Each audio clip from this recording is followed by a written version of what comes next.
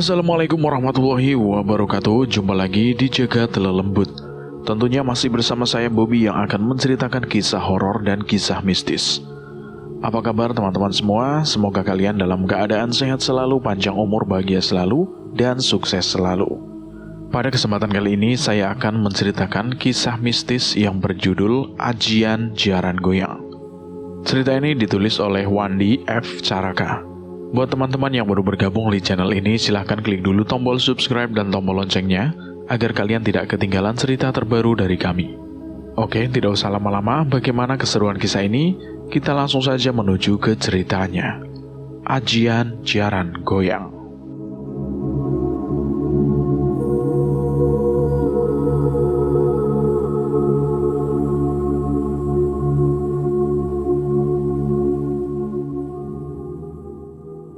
Mungkin kalian pernah mendengar tentang ajian ini, satu ajian pelet atau guna-guna yang maha dahsyat kemampuannya. Kisahku berawal pada pertengahan bulan Juli lalu. Seperti biasa, aku pergi ke sungai untuk mandi di pagi hari. Maklumlah, keluarga aku tergolong keluarga yang ekonomi lemah. Rumah kami pun kecil yang terbuat dari dinding setengah baja. Selebihnya hanya menggunakan bambu. Listrik pun hanya yang berukuran kecil 5 watt, hanya untuk 3 titik, kamar, ruang tamu, dan dapur. Jadi ya tidak ada ruang untuk toilet. Gerimis masih turun rintik-rintik, dengan handuk di leher dan ember kecil wadah peralatan mandi. Aku menuruni umpak atau tangga yang terbuat dari bebatuan. Alam di kampungku pun masih asri, masih banyak terdapat pepohonan khas perkampungan. Air sungai yang jernih tidak terlalu dalam, sehingga kita dapat memandangi ikan-ikan yang menari-nari atau menggoda agar kita menangkapnya. Bila menjelang sore hari, banyak orang yang mancing atau sekedar nongkrong. Para wanita selalu mencuci pakaian bertatakan batu besar untuk menggilas. Setelah mencuci, mereka mandi, berendam, atau berenang. Inilah potret kehidupan desa kami. Di saat aku menuruni umpak, aku berpapasan dengan cewek paling cantik di kampungku. Nur Aini nama cewek itu. Sebenarnya, Nur panggilan akrabnya, anak seseorang yang cukup terpandang. Ayahnya adalah seorang juragan angkot, dan ibunya mempunyai toko kelondong yang cukup besar.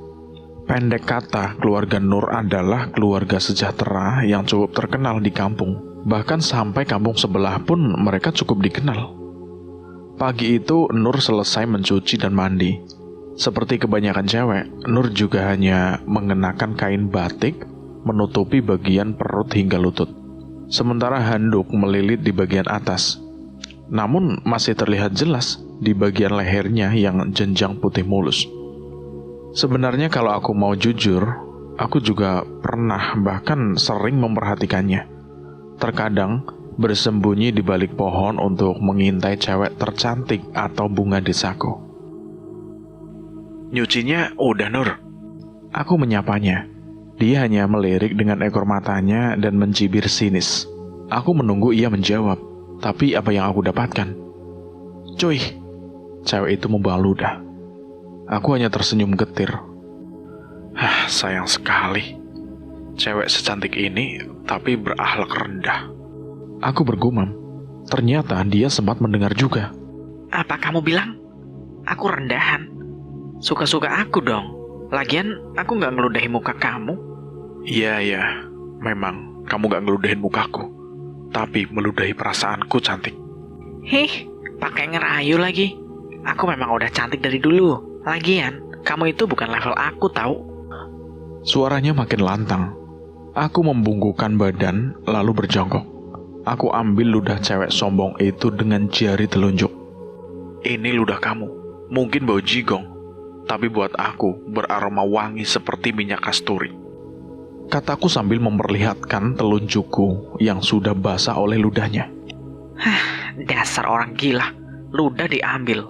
Jijik tahu. Kamu bilang jijik, apalagi orang lain yang melihatnya. Tapi kamu akan melihat sendiri nanti. Lihat apa? Dia memotong. Aku mendekatkan jari telunjukku ke bibirku. Aku menjilati air ludahnya. Najis bener ya. Benar-benar gila. Mata cewek itu terbelalak lebar melihat kelakuanku ini. Ini adalah awal dari cerita tentang kita, Nur. Kamu akan terus mengingat diriku, karena air ludahmu telah menyatu dengan air ludahku. Apa maksud kamu? Kamu akan tahu nanti. Setelah berkata, aku menuruni umpak batu dan membiarkan cewek angguh itu yang masih mematung. Hampir setiap malam aku berkunjung ke rumah Kang Gopar.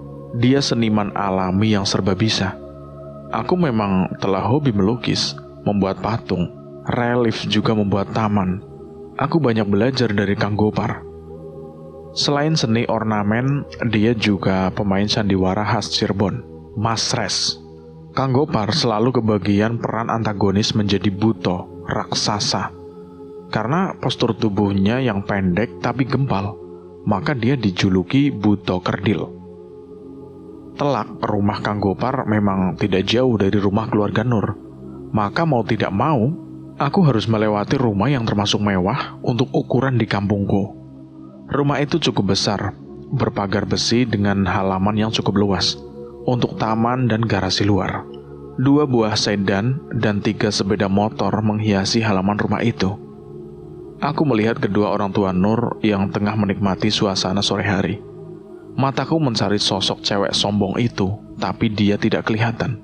Aku hanya melihat sandal miliknya. Buset deh, namanya orang kasmaran, sampai sandal pun jadi perhatian. Gimana ceritanya? Kok dia sampai ngeludah segala? Aku menceritakan kronologi hal awal tentang cewek angkuh, sampai dia meludah di hadapanku. Terus mau kamu gimana? Apa kamu benar-benar mencintainya? Lalu ingin menikahinya gitu? Tanya Kang Gopar kemudian. Tentu saja aku merasa malu kalau harus mengakui mencintainya. Sebab dari segala sisi aku berbeda jauh di bawahnya. Oh, enggak juga. Aku cuma ingin agar dia itu punya etika, punya perasaan sopan santun sama siapapun. Aku ingin dia tidak terlalu sombong. Apa sih susahnya menjawab 1-2 kata? Jadi kamu mau dia minta maaf gitu? Begini saja, aku juga dulu pernah dihina sama perempuan. Sama kayak kamu itu. Dia anak orang kaya, cantik, dan banyak lelaki yang suka padanya. Untuk mengambil hatinya, aku mencoba ilmu pengasihan yang telah diberikan guru. Sangat mudah dan kamu pasti mampu. Kang Gopar memandangku seperti ingin memancing pendapatku. Petuah dari Kang Gopar aku terima. Dia memberikan satu mantra pengasihan yang harus aku yakini. Sebelum menjalani ritual, aku harus bisa mencuri barang apa saja yang pernah disentuh oleh cewek itu. Bisa pensil, ballpoint, atau pakaiannya. Barang itu harus selalu menempel di tubuh kita selama 40 hari. Aku berpikir keras, apa yang harus aku ambil dari cewek itu? Pensil atau buku rasanya tidak mungkin. Yang paling mungkin ya hanya satu, pakaian dalam entah bra ataupun celana dalam. Minggu pagi aku sudah bertekad untuk mencuri pakaian dalam milik Nur Aini. Sebelum cewek itu tiba di sungai, aku sudah lebih dulu bersembunyi di balik batu besar. Aku pura-pura memancing, mataku terus mengawasi kalau dia sudah ada di umpak batu. Benar saja, tak lama kemudian dia datang dengan bakul cucian. Bakul ditaruh tepat di atas batu tempat aku bersembunyi. Seketika tangannya mencari-cari sesuatu di bakul cucian itu. Duh, aku lupa nggak bawa sabun. Gimana ini? Teriaknya pada teman-temannya. Temannya yang tengah mencuci itu menawarkan untuk memakai sabun miliknya. Pakai punya aku aja, Nur. Enggak ah, cucianku banyak. Mana cukup sabun segitu. Terus gimana dong? Apa kamu mau ambil di rumah? Nanti kamu capek tahu. Biar deh, aku titip dulu ya. Nur kembali menaiki umpak untuk pulang. Teman-temannya kembali mencuci tanpa mengawasi bakul di atas kepalaku. Perlahan aku berdiri pura-pura menarik joran. Sebenarnya mataku memilih mana pakaian dalam Nur. Akhirnya aku dapat melihat jelas celana dalam berwarna merah, persis ukuran bokongnya. Kalau ukuran ibunya sih super jumbo, maka cepat aku menyambarnya. Setelah sukses dengan aksi pencurian, aku segera meninggalkan batu besar tempat persembunyianku itu. Setiba di rumah, aku langsung masuk kamar lalu menguncinya. Aku meletakkan celana dalam warna merah itu di atas bantal. Dengan lembut aku usap, seakan tengah membelai bagian terlarang milik cewek cantik namun angkuh itu. Pikiranku melayang tinggi. Bagaimana rasanya menikmati tubuh cewek itu? Pikiran kotor dan jorok. Hasratku begitu kuat untuk mencium aroma khas kewanitaan yang belum dicuci itu. Bukan cuma menciumnya, namun keinginan yang jauh lebih lagi. Perlahan lidahku menjilati bagian bawah dari celana dalam itu. Ada perasaan nikmat, sampai-sampai celana dalam itu basah oleh jilatan ludahku. Jangan ditiru adegan ini, dilakukan oleh para ahli. Sesuai petunjuk Kang Gopar, aku harus menjalani ritual, berpuasa selama 7 hari. Berbuka saat maghrib dengan hanya memakan nasi sebanyak 7 kepal tanpa lauk. Itu untuk hari pertama, dan untuk hari berikutnya, jumlah kepalan nasi harus berkurang 1. Sampai malam ke-7, hanya 1 kepalan saja. Membaca wirid pengasihan tepat jam 12 malam, sambil terus memegang celana dalam. Wahai pemilik celana dalam ini, bersatulah dirimu dengan diriku, seperti celana dalammu yang bersatu dengan celana dalamku. Sugesti itu terus aku baca berulang kali sambil membayangkan wajah Nur Aini. Berusaha menampilkan wujud cewek itu seakan ada di hadapanku. Terkadang aku sendiri merasa kurang yakin dengan semacam itu.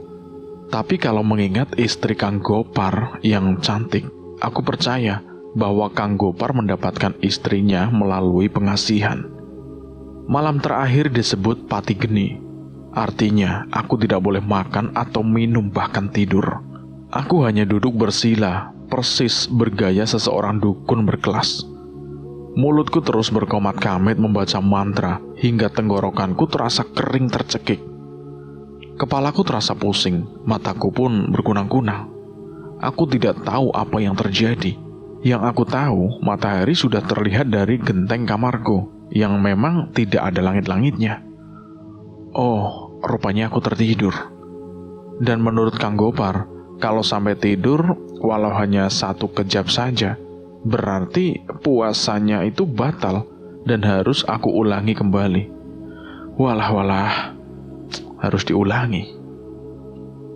Sore pulang kerja, tidak seperti biasanya aku lewat sekolah Nur. Entah kenapa, aku begitu kangen ingin bertemu dengan cewek itu. Jam-jam segini memang jamnya anak sekolah itu bubaran. Pikiranku memang tepat.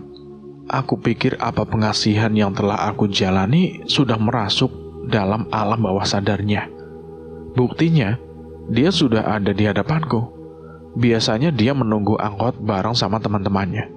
Aku menempikan motorku, dan dengan penuh keyakinan aku mengajaknya untuk pulang bareng. Dia tersenyum begitu manis. Untuk sesaat, sukmaku melayang. Oh, ternyata pengasihan itu memang ampuh. Ayo kita pulang, kataku mengulang. Dia melihat aku dengan mata mendelik. Kita? Kamu ngajak aku pulang bareng naik motor butut itu? Kamu pikir aku karung apa? Duduk di jok butut motor kayak gitu? Naas banget aku. Aku salah pengertian. Ternyata dia tersenyum bukan untukku, tapi untuk cowok yang baru saja menghentikan motor gedenya di samping motor bututku. Ternyata ritualku memang gagal. Boro-boro si Nur jatuh cinta sama aku, malah dia semakin berani menghina aku. Kalau aku cerita ini kepada Kang Gopar, dia pasti menertawakan aku. Sudah dibilang jangan sampai tidur. Kalau tidur namanya batal, gagal, dan harus mengulang lagi. Oh no, tidak. Aku sudah tidak berminat lagi. Atau mungkin aku meragukan pengasihan itu, sehingga antara hati dan pikiran tidak menyatu. Harusnya aku fokus dan meyakininya. Apa karena aku berbohong pada Kang Gopar kalau aku mencintainya, dan bukan hanya merubah watak cewek itu? Tanggal 16 Agustus sore hari, aku dan dua temanku Agus dan Yuda sudah berada di kaki Gunung Ciremai. Kami memang hendak mendaki malam nanti, agar esok pagi sampai di puncak dan dapat menikmati sunset. Besok kami ingin melakukan upacara pengibaran bendera bersama puluhan pendaki dari berbagai kota. Memang sudah jauh-jauh hari kami merencanakan pendakian ini. Apalagi waktu pendakian tahun lalu, kami melakukan upacara 17-an Agustus bersama artis idola Bang Iwan Fals. Tentunya menjadi satu momen yang tidak pernah kami lupakan. Dan mudah-mudahan Agustusan tahun ini juga bisa bersama artis. Sebelum mendaki, kami berhenti di pos 1 untuk lapor dan membeli air juga sedikit cemilan kecil. Kalau untuk bekal, kami sudah membawanya lebih dari cukup. Setelah istirahat cukup, selepas Isya usai sholat, kami langsung mulai mendaki. Untungnya, cuaca cerah. Sinar bulan pun dapat terlihat dari celah-celah dedaunan. Mendaki gunung untuk sebagian orang mungkin dianggap perbuatan yang buang-buang waktu. Lihat apa sih di gunung? Cuma pohon doang, capek-capekin aja. Tapi bagi kami, itu adalah satu perbuatan yang penuh manfaat. Pertama, tentu saja harus punya fisik yang fit.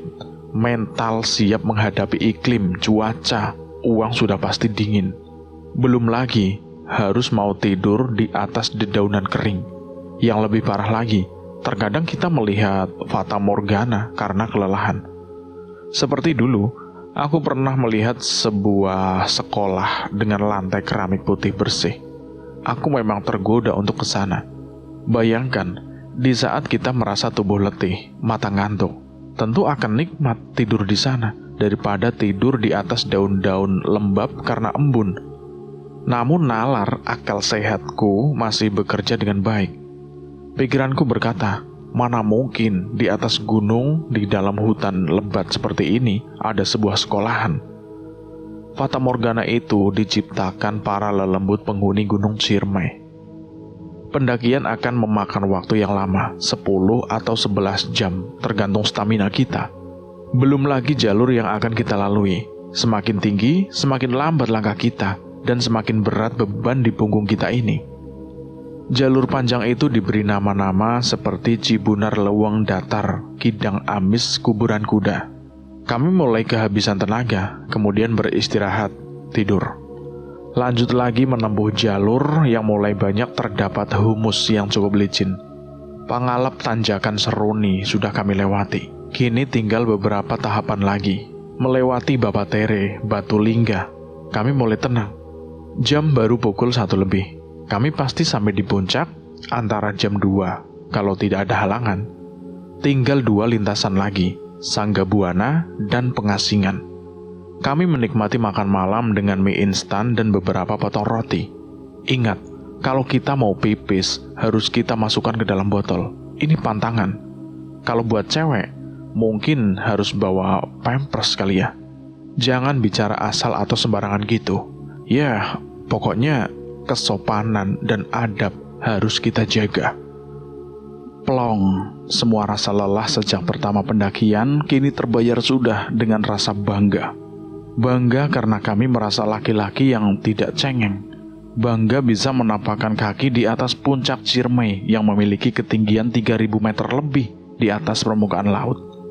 Menunggu sunset, kami masih memandangi kegelapan. Kami juga bisa saling tukar pengalaman dengan kelompok pendaki dari kota-kota lainnya. Berkenalan seakan kita sudah satu jiwa. Kita merasa begitu rendah dalam genggaman Tuhan yang Maha Pencipta. Sunrise mulai terlihat, menyembul dari ufuk timur dengan warna kemerahan. Bayang-bayang laut serta waduk Dharma pun mulai menampakkan garis-garis buih memutih. Setelah mentari agak meninggi, aku melihat banyak pendaki yang mencari bunga edelweiss yang menjadi lambang untuk seorang pendaki. Tapi aku lebih tertarik dengan beberapa orang yang mencoba turun ke bawah. Untuk beberapa saat, aku hanya memperhatikan mereka. Akhirnya aku memutuskan untuk ikut turun. Jangan Jeff, bau belerang. Nanti kalau kamu sampai pingsan, kita juga yang susah. Agus melarangku untuk turun. Iya, lagian bunga ya tetap sama aja kok. Lanjut Yuda, dia juga melarangku. Sekali-kalilah gue turun, lihat kawah dari dekat, oke? Lalu aku mulai menuruni bibir tebing yang agak terjal. Kakiku nyaris terpleset. Untung aku segera meraih akar besar dan kuat untuk berpegangan. Tapi naas, akar yang aku pikir kuat itu ternyata hanya tertahan sedikit saja, hingga tidak mampu menahan beban tubuhku. Tubuhku meluncur deras. Aku berteriak meminta tolong, namun tidak satu orang pun yang menolongku. Sepertinya mereka tidak mendengar teriakanku. Tubuhku terus meluncur dengan derasnya. Kepalaku merasa pusing. Aku tidak dapat melihat apa-apa lagi, hanya gelap dan gelap. Selamat datang di tempatku, anak muda. Seorang nenek tepat berada di hadapanku. Kesadaranku mulai pulih. Walau tempat ini gelap, tapi aku masih bisa membedakan kalau tempat ini adalah gua. Kau jatuh dari atas sana. Untung aku dapat menangkapmu. Siapa namamu, anak manis? Aku Jepri. Nenek siapa? Tanyaku menekan rasa takutku. Aku merasa kalau nenek ini bukan manusia, mungkin jin atau siluman pemangsa manusia. Rambut nenek itu panjang menjuntai dan berwarna perak. Tubuhnya reot dan rapuh termakan usia. Mana mungkin nenek tua ini mendaki gunung seorang diri. Namaku Nini Pelet. Akulah penguasa kawah Ciremai ini. Nini Pelet. Sepertinya aku pernah mendengar nama itu. Nama yang melegenda di masyarakat Jawa. Kalau Nini Pelet, berapa usia Nini sekarang? Dan kenapa Nini hidup sendirian di gunung ini? Aku tidak tahu berapa umurku. Aku tinggal di sini karena sudah tidak ada lagi yang aku harapkan. Maksud Nini? Laki-laki yang aku cintai sudah tidak ada lagi. Mimik wajah sedih terlihat jelas dari wajah Nini. Maaf Nini, aku tidak bermaksud membuat Nini sedih. Tidak apa, anak muda. Maukah kamu tinggal bersamaku di sini? Bagai disambar petir, aku mendengarnya. Nini Pelet. Benarkah nenek tua penghuni goa di kawah ini adalah Nini Pelet? Tokoh legend dari cerita zaman dulu. Kenapa dia masih hidup di era modern sekarang ini? Aku memperhatikan tubuh renta yang ringkih itu dengan seabrek pertanyaan. Kenapa kau menatapku begitu? Kau bisa jatuh cinta padaku nanti. Nini menyadarkanku dari lamunan. Mana mungkin aku jatuh cinta sama Nini yang sudah tua gini. Tua? Kamu bilang aku sudah tua. Sekarang coba kamu lihat, apakah aku sudah tua? Dalam sekejap, tubuh nenek tua itu lenyap. Dan saat berikutnya, kini telah berdiri seorang cewek yang maha cantik. Cewek memakai gaun serba putih, laksana seorang pengantin. Tubuhnya tinggi semampai dengan rambut panjang bermahkota kecil dengan ukuran kepala ular yang menonjol. Berkali-kali aku mengucak-ucak mata. Rasanya tidak percaya kalau nenek peot keriput itu telah menjelma menjadi gadis yang kecantikannya sulit tandingannya. Bagaimana? Kamu mau tinggal bersamaku? Siapa yang menolak untuk tinggal bersama cewek secantik ini? Tapi dia tetap wanita siluman atau makhluk jadi-jadian. Kamu tidak akan bisa menolak, karena kamu tidak akan bisa keluar dari tempat ini.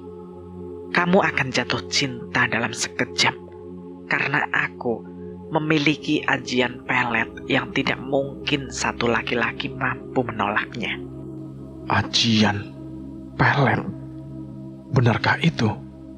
Kalau begitu, aku harus belajar atau meminta ilmu itu. Sampai kapan aku tinggal di sini? Lalu bagaimana dengan teman-temanku di atas sana? Tanyaku pada wanita itu. Aku berpikir kalau Agus dan Yuda pasti merasa kehilanganku. Mereka tidak akan mencarimu. Mereka sudah aku buat lupa tentang dirimu. Jadi, apakah aku tidak bisa keluar untuk selamanya? Anak muda, kau boleh pergi setelah 40 hari melayani aku. Sebagaimana imbalan aku akan memberikan sesuatu ajian yang bernama ajian jaran goyang. Dengan ajian ini, kamu bisa menaklukkan 1000 wanita dalam satu malam. 1000 wanita dalam satu malam. Gila. Hari-hari pun aku jalani dengan penuh gairah. Segala keperluanku selalu tersedia dalam sekejap. Goa yang semula hanya terlihat seperti sarang binatang penuh dengan ditumbuhi semak-semak belukar, kini sudah berubah menjadi istana yang indah, lengkap dengan kursi singgasana berukiran ular-ular emas. Hidangan pun selalu tersaji di atas meja makan dengan peralatan seperti zaman kerajaan. Dan yang lebih membuat aku lebih betah tinggal di sini, karena Nini Pelet selalu tampil anggun bak putri dalam dongeng. Cukup lama aku terdiam di dalam goa atau istana yang menjadi sarang Nini Pelet. Namun sampai saat ini aku belum meminta ilmu itu. Dan ketika aku dan Nini ingin berjumbu melakukan hubungan badan. Nini, kapan Nini memberikan ilmu ajian pelet itu? Nini tidak langsung menjawab. Dia membaringkan tubuhku. Nini menindihku, mengusap kepalaku. Karena aku sayang sama kamu, dan kamu pun mau menemani aku, maka dengan sendirinya ilmu itu meresap ke dalam darahmu melalui cairan kita yang menyatu dalam tubuh dan darahmu. Kamu akan memiliki ajian itu setelah lewat 40 hari. Benarkah? Nini mengangguk, lalu mendekatkan wajahnya dan mencium bibirku. Sebentar nih, dari mana Nini bisa memiliki ajian itu? Dulu aku mempunyai seorang kekasih. Dia pendekar sakti, bukan cuma ilmu kanuragan saja, tapi juga memiliki ilmu pelet yang luar biasa hebatnya. Hampir setiap wanita yang kebetulan melihat dan memandangnya akan jatuh cinta seketika. Ki Buyut bukan orang jahat yang memanfaatkan ilmu itu. Aku yang sudah tergila-gila padanya, merasa ingin memilikinya. Tapi dia pergi entah kemana. Nini menarik nafas berat. Matanya memandang langit-langit goa menerawang seakan menembus bebatuan. Aku berusaha mencarinya sampai ke ujung dunia atau lubang semut pun aku datangi. Suatu ketika, aku mendengar kabar kalau dia berada di wilayah Cirebon. Aku berhasil menemuinya. Dia pun menyambutku. Namun aku tahu kalau dia tidak mencintaiku dan hanya sebatas teman atau kakak adik. Aku sakit hati. Timbul niatku untuk mencuri kitab yang berisikan ajian pelet itu. Lalu, Nini mengambilnya. Nini pun mengangguk, kemudian melumat bibirku kembali. Begitu bergairah setelah mendengar kalau ilmu itu akan bersatu dalam diriku. Aku melayani nafsu Nini di atas pembaringan empuk. Nini benar-benar luar biasa. Selain cantik, tubuhnya pun mengeluarkan bau harum yang teramat merangsang kelelakianku. Aku melayani permainan cinta Nini sampai dia puas. Aku menghitung hari, sebentar lagi aku bebas dari Nini, dan akan aku coba ajian ini untuk menjinakkan keangkuhan cewek cantik yang ada di desaku, Nur Aini. Tunggu saatnya akan tiba. Cerita 1001 malam yang penuh keindahan bersama Nini pun harus berakhir. Ketika aku tersadar, yang memelukku ternyata ibuku. Mata ibu terlihat sembab, air matanya masih belum mengering. Ibu, kenapa menangis, Bu? Jeff, kamu sudah sadar, nak? Tangis ibu kembali pecah. Dia memelukku semakin erat. Kemana saja kamu, nak? Ayah ibu mencari-cari kamu. Bahkan Agus dan Yuda sudah melapor pada petugas gunung. Aku baik-baik saja, Bu. Kemudian aku menceritakan pengalamanku di Goa Kawah Ciremai bersama dengan Nini Pelet. Sudah, kamu jangan berhalusinasi. Nini Pelet itu hidup sudah ratusan tahun lalu. Ibu juga hanya tahu dari cerita radio. Tapi Ibu, dia juga telah memberikan ini.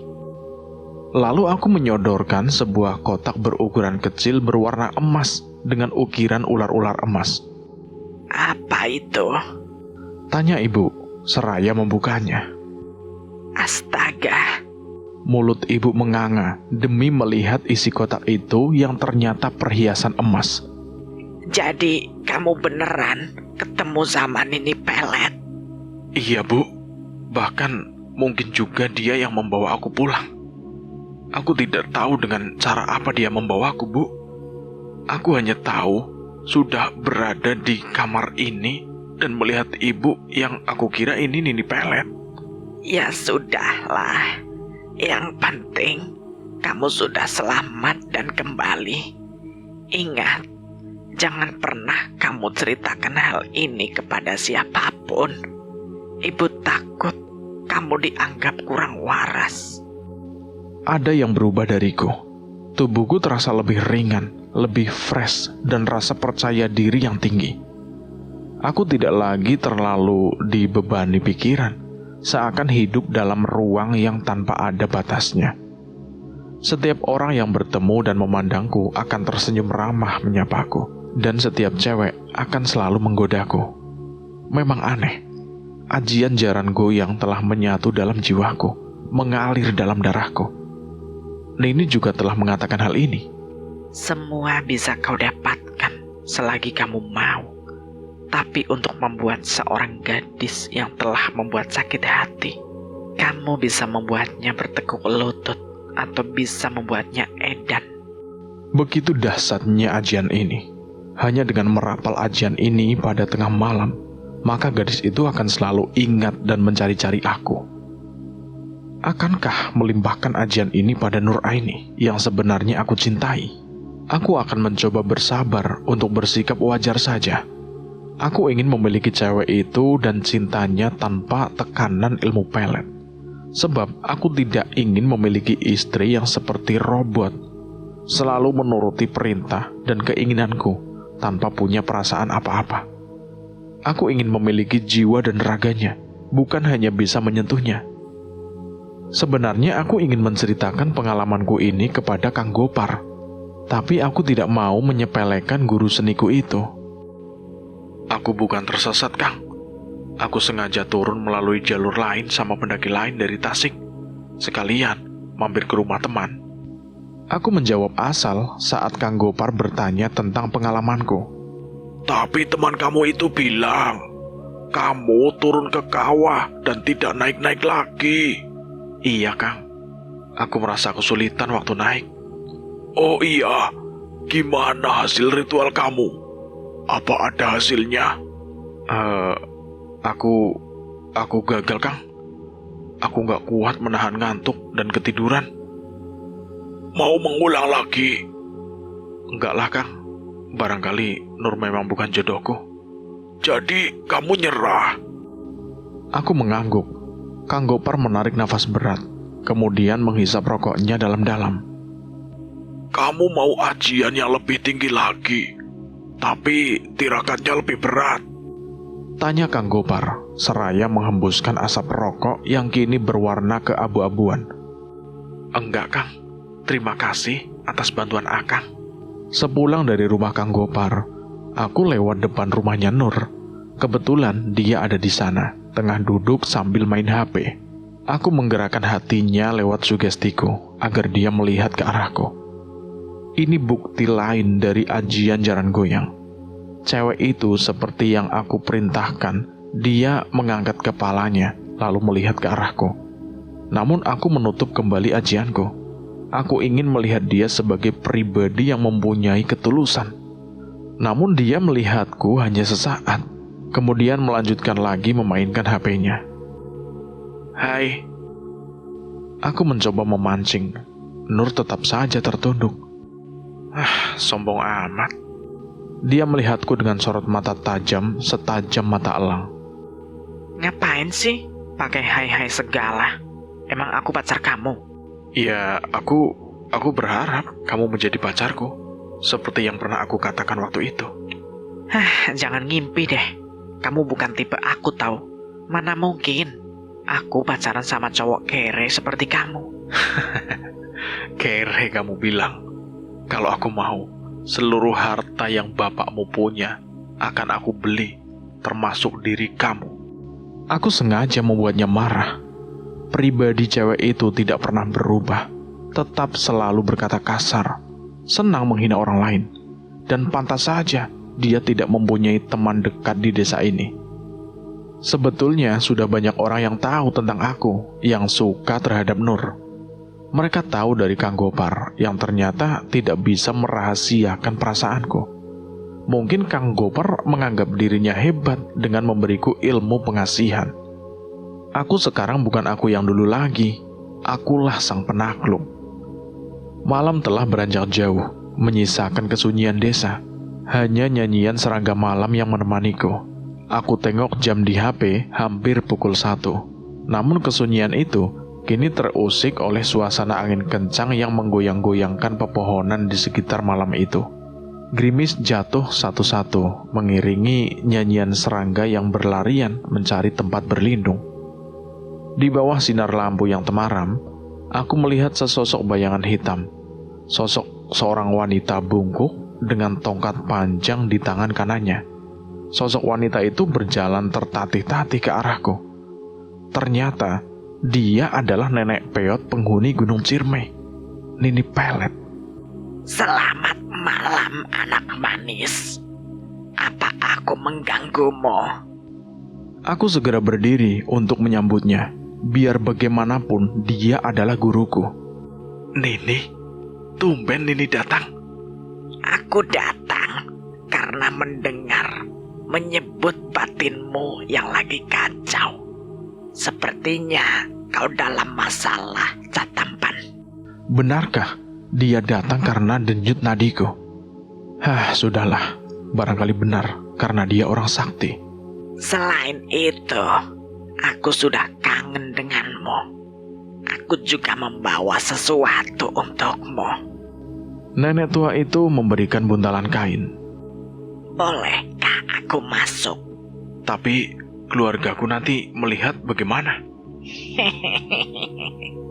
Tidak seorang pun yang akan tahu keberadaanku, Cah Ganteng.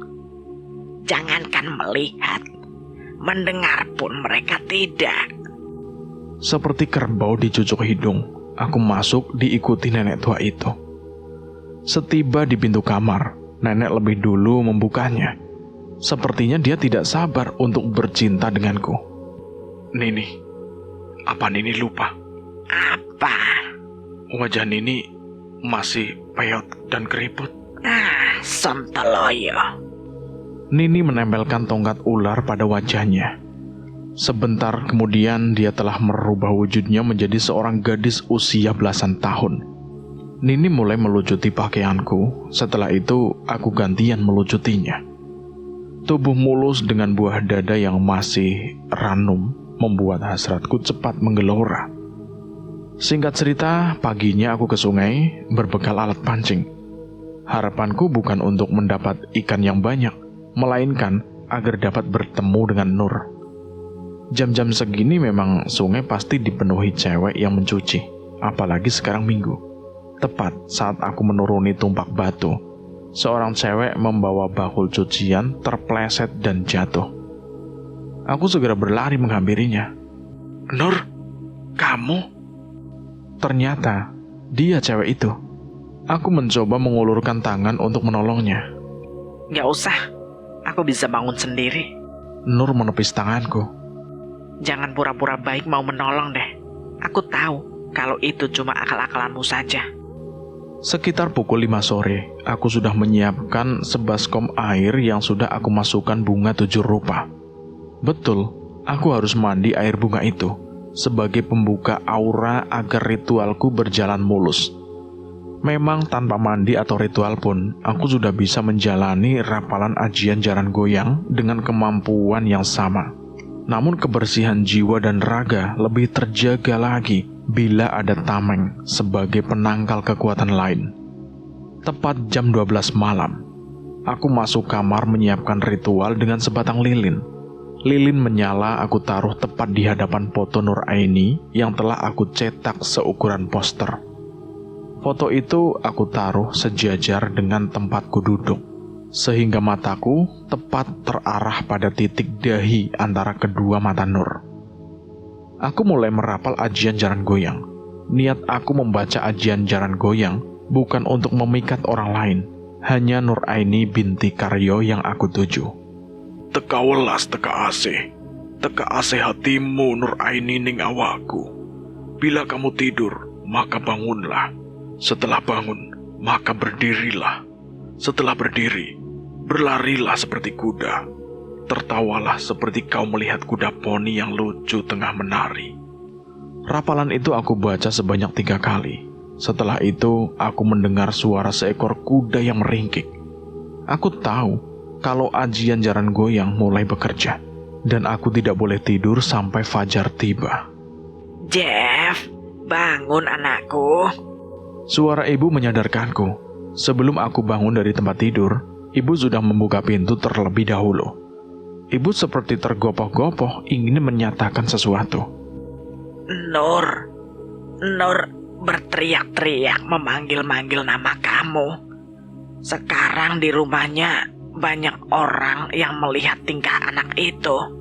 Kamu sudah memakai ajian itu. Kamu telah membuatnya lupa diri dan hanya memanggil namamu. Semua sudah terjadi, Bu. Ini salahnya sendiri. Dia telah menghina aku habis-habisan. Aku terpaksa melakukan ini, walau sebenarnya aku mencintainya. Tapi sudahlah. Dia harus membayar mahal atas kesombongan dan keangkuhannya. Akhirnya hampir seisi kampung tahu kalau Nur Aini sakit. Bukan tubuhnya, melainkan jiwanya. Dan orang mulai ramai membicarakan diriku, bahwa aku telah memelet cewek itu. Siang harinya, ketika aku tengah duduk di depan rumahku, aku melihat Nur tertawa-tawa dan berteriak memanggil namaku. Mas Jepri, kenapa kamu tega pergi meninggalkan aku? Tangis dan tawanya bergantian. Tubuhnya nampak kucal belum mandi. Dengan rambut panjangnya yang lepas terurai aut-autan, Nur Aini tidak seperti pagi tadi, masih bisa memaki dan mengumpatku. Aku tidak bergeming dari tempatku saat cewek itu mendekat. Mas Jepri, akhirnya kamu pulang, Mas. Aku kangen, Mas. Nur Aini memelukku erat, membuat nafasku sesak. Banyak orang yang menyaksikan adegan ini. Mereka kasak kusuk membicarakan kami. Pak Karyo dan Kang Gopar mendekati kami. Nur, ayo kita pulang.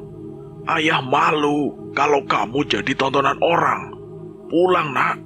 Pak Karyo membujuknya. Nur Aini tidak menghiraukannya. Dia masih memelukku.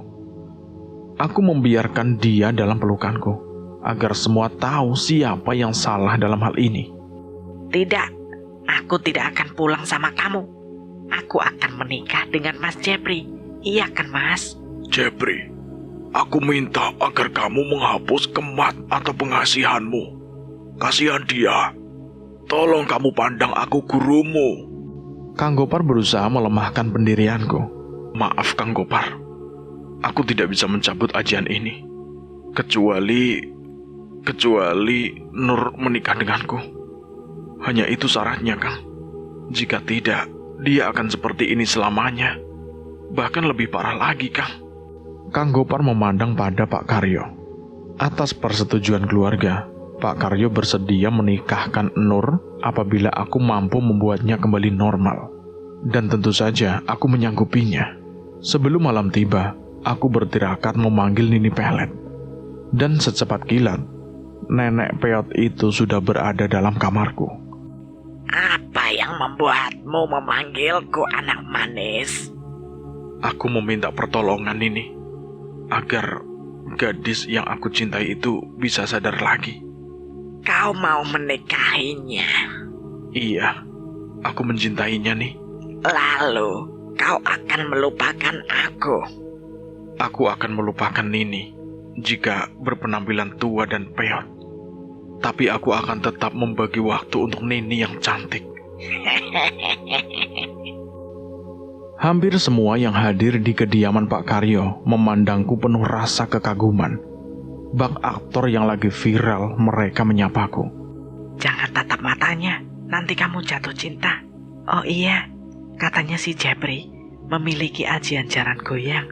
Buktinya, Nur jadi gila, Kata seseorang dan yang lain menimpalinya. Aku tidak peduli apa kata mereka. Tujuanku hanya satu, mencabut kekuatan ajian itu. Nenek peot sudah merubah wujudnya menjadi seorang gadis remaja, namun tetap tidak terlihat. Di dalam kamar, Nur Aini terduduk sambil menggaruk-garuk kepalanya, membuat rambut panjangnya itu kian kusut. Bisakah Bapak memegang janji? Apabila Nur bisa aku sembuhkan dan kembali seperti semula, maka Bapak harus menikahkan dia denganku. Tanyaku kepada Pak Karyo dan Pak Karyo mengangguk. Kamu bisa pegang janjiku. Baiklah. Nini Pelet menyuruhku agar aku mengosongkan pikiranku. Setelah itu, tangan Nini menempel di punggungku. sentuh kepala gadis itu agar aku bisa mencari penyebab dan pemicunya. Perintah Nini padaku. Aku menempelkan telapak tanganku menyentuh dahinya. Nur Aini, jawab pertanyaanku dengan jujur. Aku terkejut ketika mendengar suaraku berubah seperti suara seorang nenek tua. Mata Nur menatap tajam ke arahku. Lalu dia menunjuk diriku sambil berkata, Aku membencinya sejak lama. Sejak sama-sama sekolah dasar, dia telah berani melorotkan celana dalamku di dalam kelas. Aku betul-betul malu menjadi bahan tertawaan teman-teman sekelas. Aku tidak bisa melupakan semua itu, bahkan sampai sekarang. celana dalam. Iya, aku ingat saat Nur tengah berdiri menutup matanya. Sementara dia hanya sendirian menjaga pohon mangga. Lucu, Nur berlari mengejarku dengan celana dalam di bawah lutut. Nur terjatuh, lututnya berdarah.